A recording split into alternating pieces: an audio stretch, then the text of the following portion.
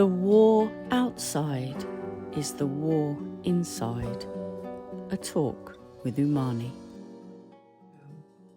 Our theme today is the war outside is the war inside.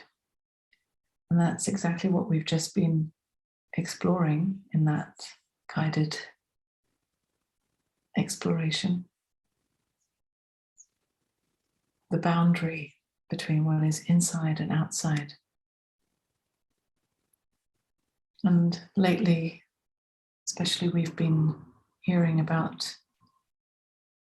war and atrocities happening in the world. And of course, it's not just now, not just lately, there's always something going on in the world that we wish wouldn't be happening, that is painful to experience, to feel, to see.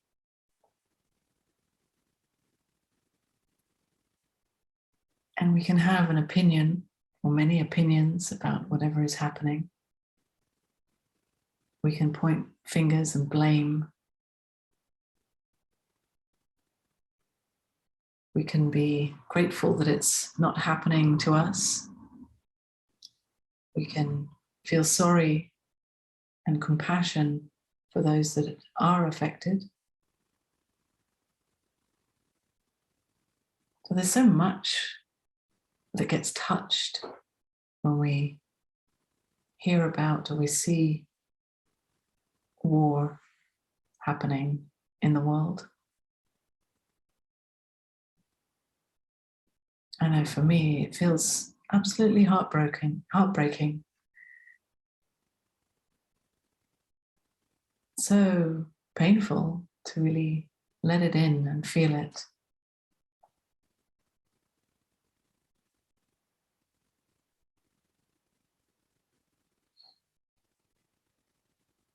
Especially in knowing that those people there that are affected by what is happening, they are not separate from who I am. There seems to be a distance that's happening over there in that country. But what is distance?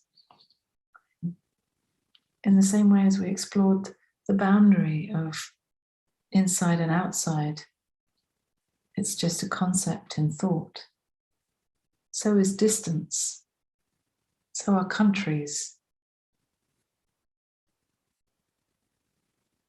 All concepts in thought. So really, there's no distance. The war is happening right here. Yes, we may be lucky to not be bombed or shot at or whatever, but it's really happening right here in terms of letting it really in and experiencing it, feeling how it touches us.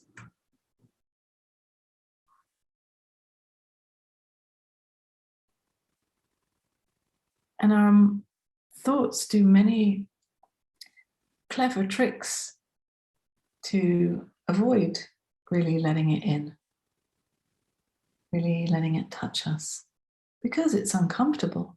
So it's understandable that the thinking would try to protect us from feeling the discomfort.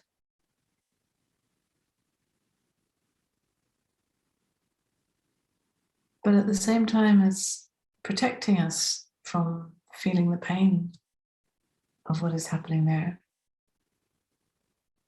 it also somehow maintains a kind of detachment so that we almost don't care. We can turn on our TVs and see awful videos or images of war and destruction and death.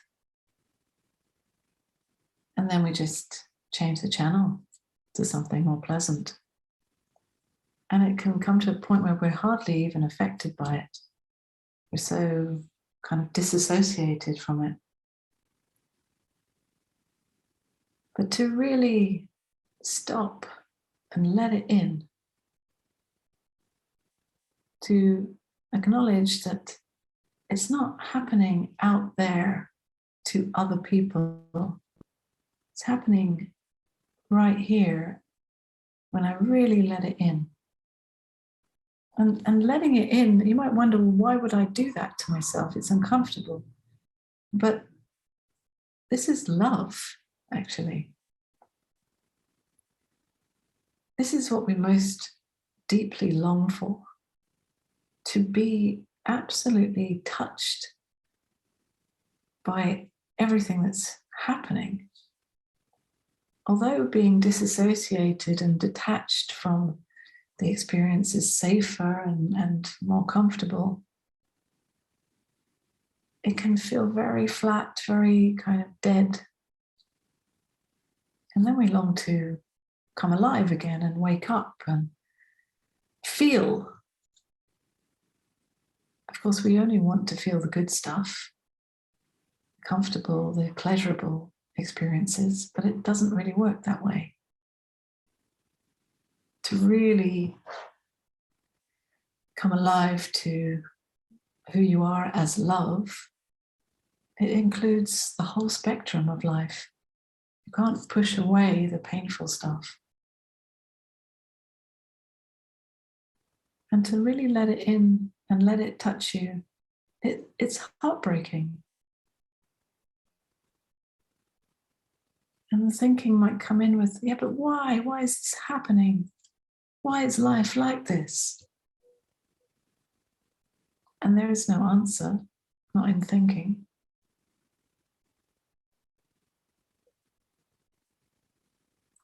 And the thinking says, well, war and suffering like this is wrong. It shouldn't happen. But even that is a concept. I'm not saying it's right,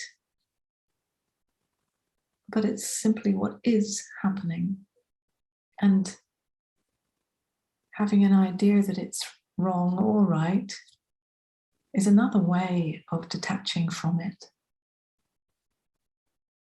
Simply meeting it, feeling it, knowing that there's no escape from what is.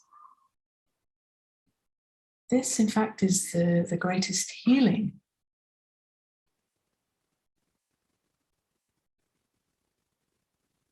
Because as you feel it, you can relate to it. You recognize the pain. Maybe you haven't directly experienced actual war in your life. Maybe you have, but maybe you haven't. And even if you haven't, the feeling of it, the heartbreak of it, you can recognize from heartbreaking moments in your personal life, in your own direct experience. The horror, the fear.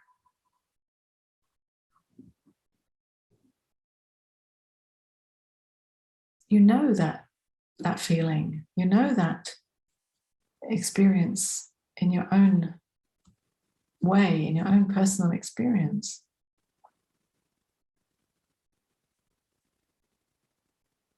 And this is what's here. This is what's here to be experienced. This is what life is offering up on the plate that is being served here. There's no other plate. There is only this. As long as we are avoiding and escaping and detaching, we end up just longing to merge and melt and meet ourselves, because we're cutting off a part of ourselves when we do that. So the war apparently outside, if we can really let it in, See that there's no boundary, there's no separation between inside and outside.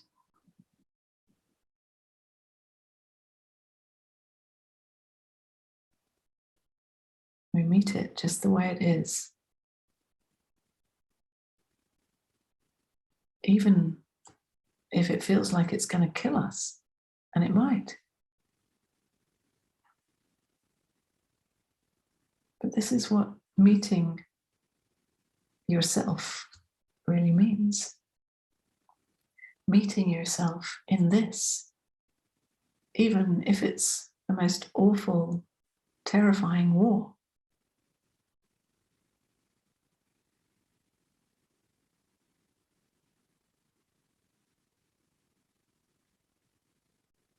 The meeting is meeting it with love.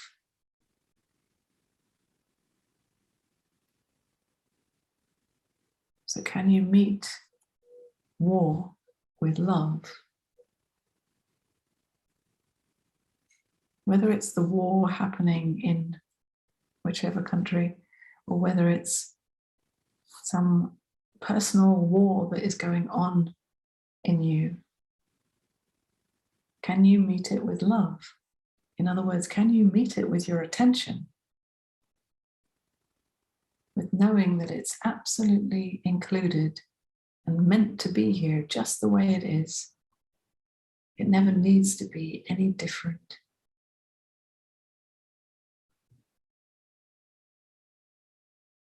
Even meeting your opinions, your ideas about it, they're welcome to be here too. It's just that they don't have any real power. They can't really protect you. Because in fact, there is no protection from yourself. And it's all yourself. Even the parts of yourself that you don't want to feel, you don't want to experience because they're too painful or horrible. Can you welcome and feel those parts too? Because whether you like it or not, they are included. They are you.